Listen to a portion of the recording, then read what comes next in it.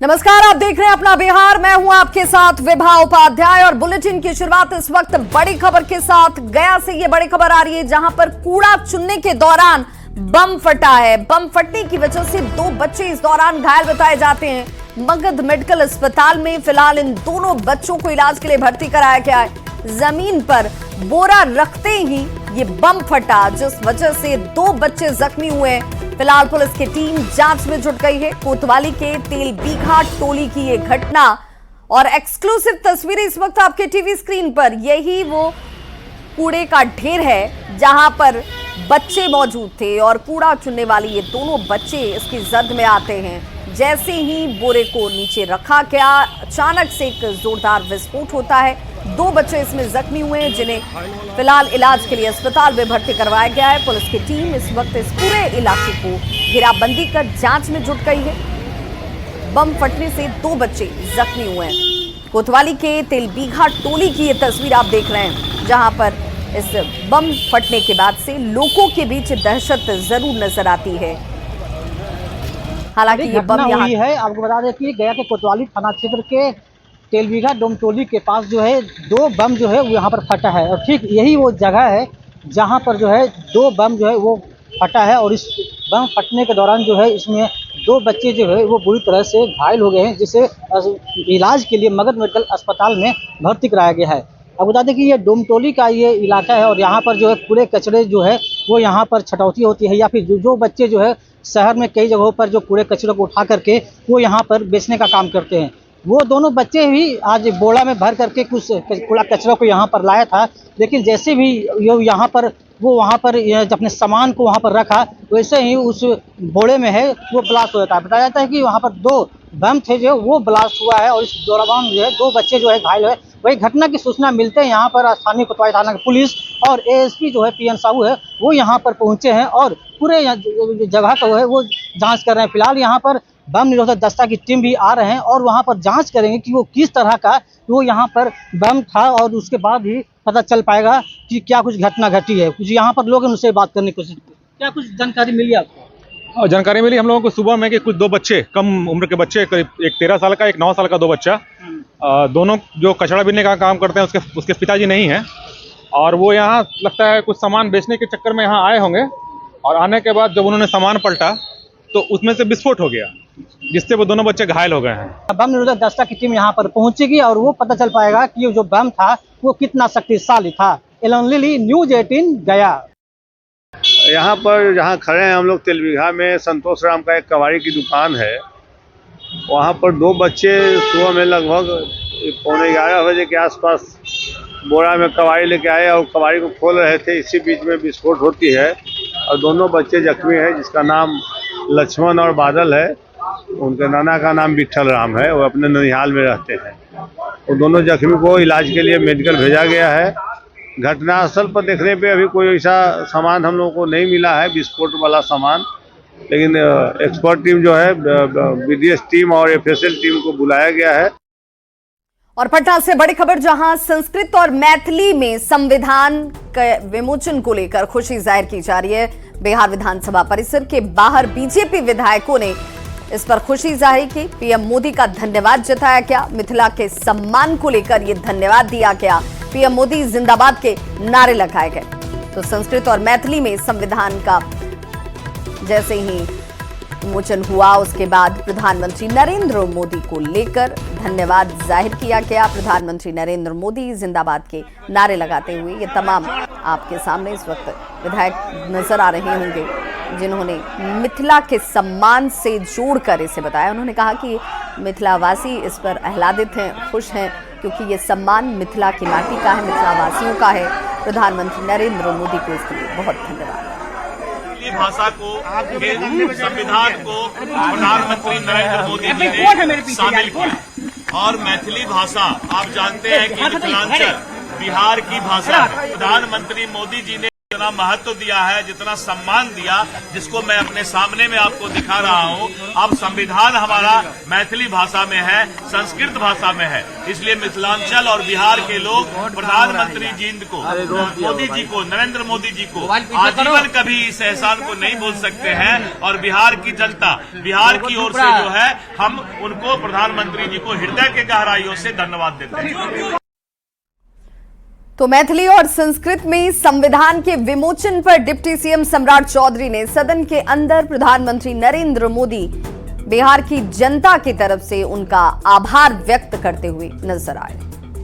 आग्रह करना है कि एक कल देश में संविधान सभा के दौरान जो कॉन्स्टिट्यूशन दिवस के तौर पर देश के यशस्वी प्रधानमंत्री और महामहिम राष्ट्रपति जी के द्वारा बिहार के सनातन के प्रतीक और देश के सनातन के प्रतीक संस्कृत और बिहार की मैथिली भाषा में संविधान की एडिशन को लाने का काम किया गया।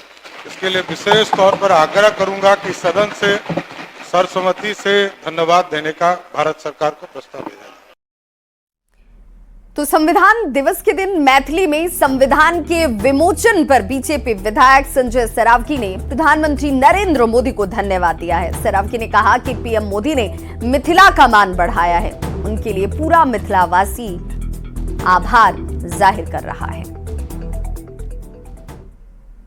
मैथिली में संविधान को अनुवाद करके उन्होंने कल विमोचन कराया। जिस दिन संविधान लागू हुआ था, ये बड़ी बात है। समस्त मिथिला के लोग आह्लादित है, क्योंकि मिथिला की हमेशा चिंता प्रधानमंत्री जी करते हैं और देवों की भाषा संस्कृत रही है। सनातन धर्म को मानने वाले सभी लोग का कल जो है संस्कृत में अनुवाद करके संविधान का, सनातन धर्मावलंबियों को भी जो है बहुत पूरे देश में या पूरे विश्व में जो सनातन धर्म को मानने वाले लोग हैं, देवों की भाषा संस्कृत रही है। संस्कृत और मैथिली में संविधान का अनुवाद करके बड़ा काम प्रधानमंत्री जी ने किया है और मिथिला में और सनातन धर्म को मानने वाले लोगों का सिर चौड़ा भी हुआ। तो बिहार विधानसभा के शीतकालीन सत्र का तीसरा दिन आज है और बिहार विधानसभा के बाहर विपक्ष ने आज भी जमकर प्रदर्शन किया। विपक्ष के विधायकों का विरोध प्रदर्शन आज भी तीसरे दिन देखने को मिला, जिसमें वक्फ संशोधन बिल 2024 को लेकर विरोध जाहिर किया गया और इसे वापस लेने की मांग की जा रही। तो ये तस्वीर जहां पर सदन की कार्यवाही की शुरुआत होने से पहले ही विपक्ष जो है वो अपनी तैयारी के साथ पहुंचा हुआ नजर आया। वक्त संशोधन बिल 2024 वापस लो के नारे के साथ तख्ती को हाथ में लेकर विरोध जाहिर किया जाता रहा और सदन के बाहर और भीतर दोनों ही जगहों पर वक्त संशोधन बिल को लेकर नाराजगी और विरोध के स्वर नजर आए। वक्फ संशोधन बिल 2024 को लेकर विपक्ष के विरोध प्रदर्शन पर हालांकि बीजेपी के विधायक हरिभूषण ठाकुर बचौल ने जमकर हमला किया। तो हरिभूषण ठाकुर बचौल की तरफ से इस पर नाराजगी जाहिर की गया और कहा गया कि भाई तुष्टीकरण की राजनीति करने वाले ये लोग हैं जो तुष्टीकरण में आकंठ तक डूब चुके हैं। विपक्ष का ये विरोध अनर्गल प्रलाप से ज्यादा कुछ नहीं है। विपक्ष के इस विरोध पर नाराजगी भी जाहिर की गई बीजेपी विधायक हरिभूषण ठाकुर बचौल की तरफ से। जो तस्वीर आपके सामने है ये विपक्ष के विरोध है। देखिए, वक्फ तो बहाना है और तुष्टीकरण निशाना है। ये तुष्टीकरण वाले लोग हैं। वक्फ जिस तरह से नाजायज संपत्ति गरीब हिंदू मुसलमान का अपनाया है और कोहराम मचाया है, उस पर कानून अवश्य आना चाहिए। और ये लोग मुस्लिम वोट को प्राप्त करने के लिए कुछ भी करने को तैयार हैं। ये लोग समाज नहीं देख रहे हैं, गांव नहीं देख रहे हैं। लैंड जिहाद में फंस करके किस तरह सरकारी जमीन और पर्सनल जमीन को गांव में हड़प लिया गया है, उस पर मदरसा कब्रिस्तान बना दिया गया है। मैं कहता हूं कि हिम्मत है और मैं सरकार से मांग करता हूं कि यहाँ भी सभी दल के विधायकों की एक समिति बने और बिहार में लैंड जिहाद के नाम पर जो नंगा नाच हुआ है वो पोल खोल देगा इन लोगों का। तो नेता प्रतिपक्ष तेजस्वी यादव ने भी वक्फ संशोधन बिल को लेकर अपनी राय रखी। क्या कुछ उन्होंने कहा, जरा वो भी सुनिए। लेकर के हम तमाम विपक्षी दल इंडिया अलायंस के लोग एकजुट हैं और माननीय मुख्यमंत्री जी को याद करना चाहिए कि बातें बड़ी बड़ी करते हैं, गांधी जी की बात करते हैं और दिल में गॉडसे को बसा के रखते हैं। ये सच्चाई है। ललन सिंह जी ने वक्फ बोर्ड का खुल करके जो है समर्थन किया पार्लियामेंट में, और इतना बड़ा मसला है मुख्यमंत्री एकदम चुप्पी साध रखे। तो सदन की कार्यवाही के दौरान मुख्यमंत्री नीतीश कुमार से इशारों में ही हुए संवाद पर तेजस्वी यादव ने बयान दिया। तेजस्वी यादव ने कहा कि इशारों ही इशारों में हम लोगों की बात होती रहती है, समझने वाला समझ जाता है। तो इसमें थोड़ी है कि मारा पीटी करेंगे ऐसा। लेकिन आज चिंता कर रहे थे मुख्यमंत्री, कुछ पूछ रहे थे आपसे। मुख्यमंत्री जी इशारे में कुछ कुछ कहते रहते हैं, तो हम लोग भी इशारे में कहते रहते हैं। बूझे वाला बूझा था। तो बिहार विधानसभा के शीतकालीन सत्र के तीसरे दिन भी विपक्ष के विधायकों ने खूब हंगामा किया। विपक्ष कई मुद्दों को लेकर सरकार को घेरता नजर आया। लेफ्ट के विधायकों ने विधानसभा परिसर में हंगामा किया। विधायकों ने केरल की तर्ज पर सामाजिक सुरक्षा पेंशन की मांग उठाई। 25,000 के अंदर 5-6 राज्य ऐसे राज्य है जहां 3,000 दे रहा है, तमिलनाडु में 4,000 दे रहा है, केरला में जो है वो 2,000 दे रहा है, बगल में झारखंड है वो 1,000 दे रहा है। ये डबल इंजन की सरकार है, इसके पास पैसे की क्या कमी है। हम लोग मांग कर रहे हैं कि आप जो है केरल की तरह कम से कम 2,000 रुपया जो है सामाजिक सुरक्षा पेंशन दीजिए। तो बिहार विधानसभा के शीतकालीन सत्र के तीसरे दिन आरजेडी विधायक मुकेश रोशन का अनोखा विरोध प्रदर्शन भी देखने को मिला। आरजेडी के विधायक अपनी आंखों पर काली पट्टी बांधकर और हाथ में पोस्टर लेकर देखिए विधानसभा पहुंचे हुए थे और पोस्टर के जरिए सरकार के खिलाफ उन्होंने विरोध जाहिर किया। जिस तरीके से लगातार बिहार में घटनाएं घट रही है, शराब नहीं किताब दो, मदिरालय नहीं पुस्तकालय दो, ये हमारे रघुवंश बाबू कहते थे। आज क्या हाल है, स्कूली बैग में जो है वो शराब ढोया जा रहा है। जहां पुस्तकालय होना चाहिए वहां शराब का स्टॉक किया जा रहा है। जहरीली शराब से बिहार में आए दिन जो है वो सैकड़ों मौत हो रहा है, लेकिन उस पर कोई कार्रवाई और सुनवाई नहीं हो रहा है। जो भी घटनाएं घट रही है उसको हम लोग उजागर करने का काम कर रहे हैं। आप देख लीजिए कि स्मार्ट मीटर के नाम पर बिहार में जो है वो लूट खसोट जारी है। तो आरजेडी विधायक मुकेश रोशन के विरोध प्रदर्शन पर बीजेपी विधायक संजय सरावगी ने तंज कसा। उन्होंने कहा कि मुख्यमंत्री की कार्यशैली पर इन लोगों को बोलने का कोई अधिकार ही नहीं है। ये वही लोग हैं जिनके शासनकाल में अपराधियों को सत्ता का संरक्षण मिला करता था और बिहार की छवि जंगल राज की थी। कैसा जंगल राज था इन लोग के समय में, जिनको सत्ता का संरक्षण, अपराधियों को सत्ता का संरक्षण इनके राजपाट में मिलता था और सत्ता के शीर्ष पर बैठे हुए लोगों के घरों से अपराध करवाया जाता था। तो वो लोग, सही बात, उनको कुछ सूझता नहीं है। जब उनका शासन था तो उनको कुछ सुझाई नहीं पड़ता है। तो वहीं शिवहर विधायक चेतन आनंद का चिराग पासवान पर जोरदार हमला देखने को मिला। चिराग पासवान को यह स्पष्ट करना चाहिए कि वो एनडीए में है या नहीं है। गठबंधन में अपना स्टैंड चिराग पासवान क्लियर करें। गठबंधन में है तो हर सीट पर जाना चाहिए। गठबंधन समन्वय से चलता है। जीतन राम मांझी के सपोर्ट में क्यों नहीं पहुंचे चिराग पासवान? क्या वो दलितों का वोट नहीं लेते हैं? दोस्ती एक तरफा नहीं होती है। एनडीए को समर्थन देने वाले विधायक चेतन आनंद। चेतन जी, आपने सोशल मीडिया पे एक पोस्ट लिखा है जिसमें आपने चिराग पासवान पर गंभीर सवाल खड़े किए हैं। नहीं, ये सवाल तो जायज़ है। आप सब लोग देख रहे हैं कि किस तरीके से कहीं जाना और कहीं नहीं जाना, ये पिक एंड चूज़ करना, इससे गठबंधन में जो है बहुत क्वेश्चन मार्क उठता है। और ये स्पष्ट उनको करना होगा कि अगर गठबंधन में अगर आप हैं तो हर एक सीट पे आपको जाना चाहिए। हाँ, और आपके जो लोग हैं उस तरीके से टर्न अप गठबंधन के लिए करने चाहिए। अगर नहीं कर रहे हैं, कहीं आप पिक कर रहे हैं, कहीं चूज़ कर रहे हैं, कहीं जा रहे हैं, कहीं नहीं जा रहे हैं, एक गठबंधन जो है वो पर्सनल फैंटेसीज से नहीं चलती है। गठबंधन जो है सबके एक साथ आकर के उसके बाद क्या कहते हैं एक समन्वय बनता है और उसके बाद उस समन्वय से जो है एक गठबंधन चलता है। और इमामगंज में जहां उपचुनाव हुआ वहां पर को लेकर भी आपने सवाल खड़े किए हैं।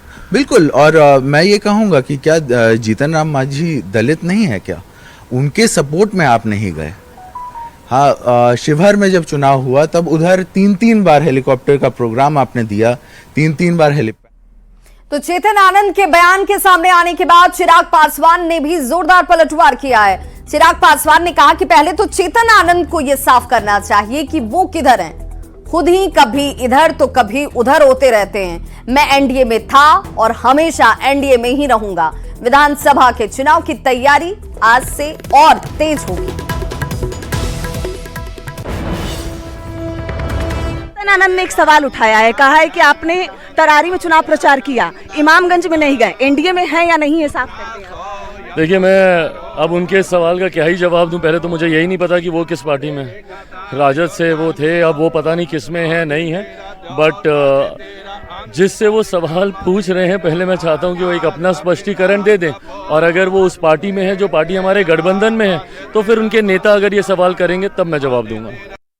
तो वहीं पूर्णिया सांसद को लगातार लॉरेंस बिश्नोई गैंग से धमकियां मिल रही हैं, जिसके बाद अब उनके एक दोस्त ने उन्हें नई bullet proof land cruise car gift कर दी है। इस कार में 500 राउंड फायरिंग और रॉकेट लॉन्चर को झेलने की भी क्षमता है। इस वक्त आपके टीवी स्क्रीन पर वो तस्वीर भी है। पप्पू यादव ने कहा कि भले सरकार उनकी सुरक्षा पर ध्यान न दे, लेकिन उनके दोस्त और पूरा बिहार या फिर देश कह लीजिए उनकी सुरक्षा के लिए खड़ा जरूर है।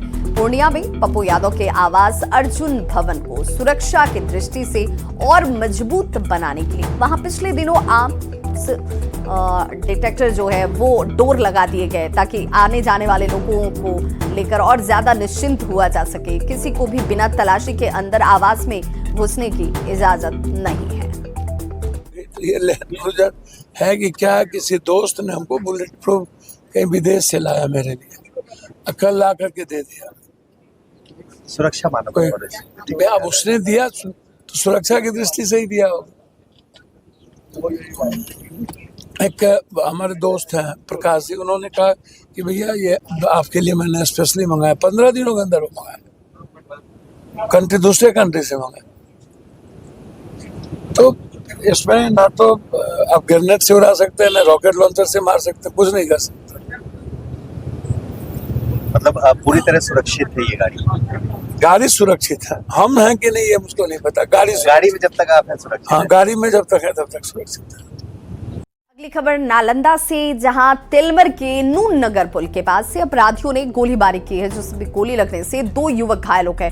जख्मी युवकों की पहचान तिलमर थाना क्षेत्र के तिलमर गांव के रहने वाले राकेश कुमार और रोशन कुमार के तौर पर की गई। गोली क्यों मारी गई, हालांकि इस बात का खुलासा नहीं हुआ है। घटना के बाद पुलिस घटना स्थल पर पहुंचकर इस मामले की जांच में जुट गई। 4 खोखा घटना स्थल से बरामद किया गया है। 3 लोगों को गिरफ्तार भी, अभी जो जानकारी सामने आ रही है, बताया जा रहा है कि 3 लोगों की गिरफ्तारी सुनिश्चित की गई है। कुछ के नहीं हम लोग का पता था विवाद के बारे में। तो फिर गोली क्यों मारा? वोटिंग का था, इसी के कारण गोली मारा। कहाँ वोटिंग हो रहा था? कल करने वाला था। कल करने वाला था। कल होगा कहाँ? पांकड़ पंचायत में। और कहाँ होगा? ये घटना किस जगह हुआ है?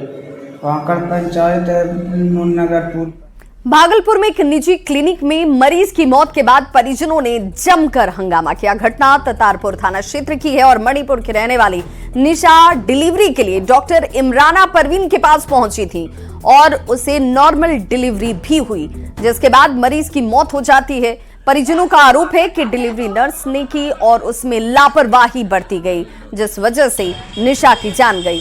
हंगामे को देखते हुए मौके पर पुलिस जरूर पहुंची और जांच पड़ताल में इस वक्त जुट गई है। इस मामले पर डॉक्टर हालांकि फिलहाल कुछ भी बोलने को तैयार नहीं है। पहले तो सुबह 1:30 बजे आए और भर्ती हुआ, बोल दिया नॉर्मल होगा, इसीलिए जो डॉक्टर बोल देते शायद वही ये नर्स वर्क करती है, वो अपने हिसाब से नहीं करती है कि ऑपरेशन होना है या दिक्कत है। उसको उस पर रात को 12:30 बजे डिलीवरी के लिए अंदर बुलाया गया, जिनमें बोला नॉर्मल डिलीवरी होगा।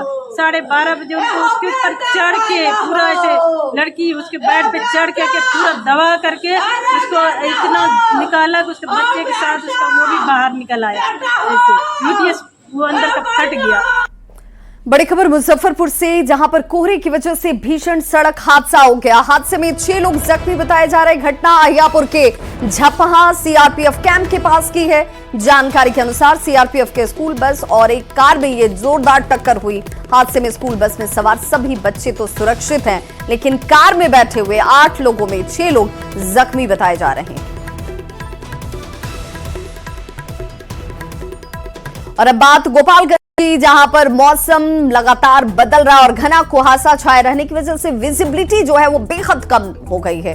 वाहन चालकों के लिए परेशानी इस वक्त दोहरी है। ठंड का प्रकोप एक तरफ तो दूसरी तरफ विजिबिलिटी कम होने की वजह से रफ्तार पर जैसे ब्रेक सा लग गया हो। रोजमर्रा के कामकाज पर निकलने वाले लोग ठंड से परेशान हैं। डॉक्टरों ने ऐसे मौसम में लोगों से सावधानी बरतने की अपील की है।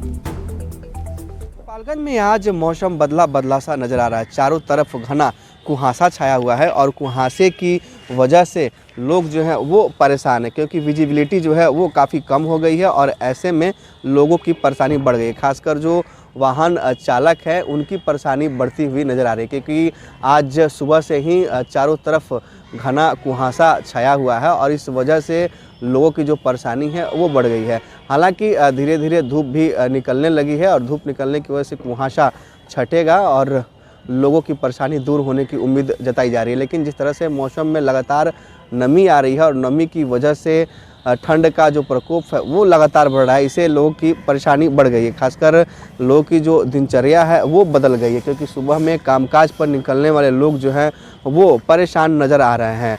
तापमान में भी लगातार गिरावट दर्ज की जा रही है। तो ऐसे में मौसम विभाग ने कहा है कि आने वाले 2 से 3 दिनों में तापमान में और भी गिरावट होगी, तो लोगों को ठंड से अब सावधानी बरतने की ज़रूरत है। खासकर वैसे लोग जो बुजुर्ग हैं उन्हें इस मौसम में बेहद सावधानी बरतने की ज़रूरत है। डॉक्टरों ने भी लोगों से सावधानी बरतने की अपील की है। गोविंद कुमार, न्यूज़ 18 गोपालगंज। तो इस बुलेटिन में बस इतना ही, लेकिन न्यूज़ 18 बिहार झारखंड पर खबरों का सिलसिला लगातार जारी है।